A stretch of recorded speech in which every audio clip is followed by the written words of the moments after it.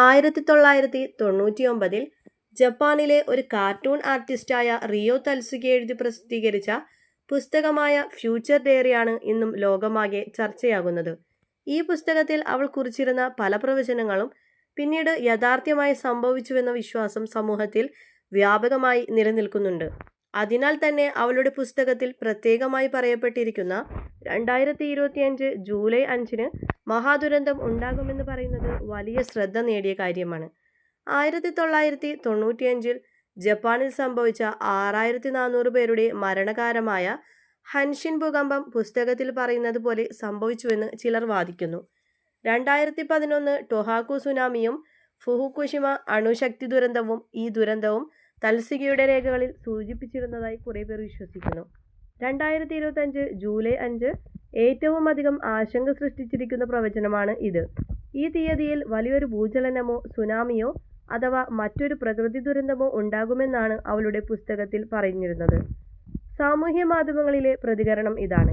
2024 അവസാനത്തോടെയും 2025 തുടക്കത്തോടെയും ഈ പ്രവചനം സോഷ്യൽ മീഡിയയിലൂടെയും വിവിധ യൂട്യൂബ് ചാനലുകളിലൂടെയും വൈറലായി.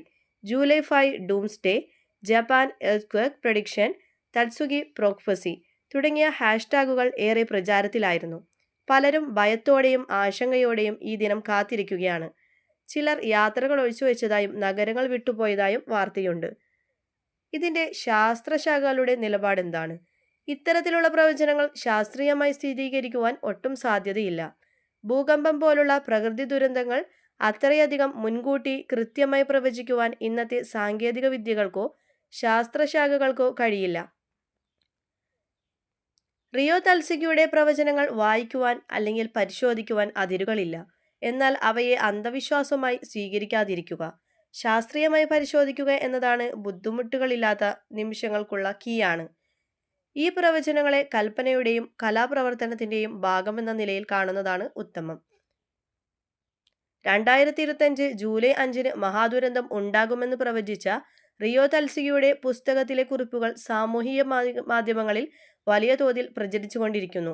എന്നാൽ ശാസ്ത്രീയമായ അടിസ്ഥാനമില്ലാത്ത ഈ പ്രവചനങ്ങളിൽ അനാവശ്യ ഭയം തോന്നിക്കരുത്. നമ്മുടെ നിലപാട് താങ്ങാനുള്ള വിവരങ്ങൾ അടിസ്ഥാനമുള്ളതായിരിക്കണം. കരുതലോടെയും അവബോധത്തോടെയും ഈ ദിനം കൈകാര്യം ചെയ്യുക എന്നതായിരുന്നു പ്രധാനമെന്നും ഇതാണ് യഥാർത്ഥപരമായ സമീപനം.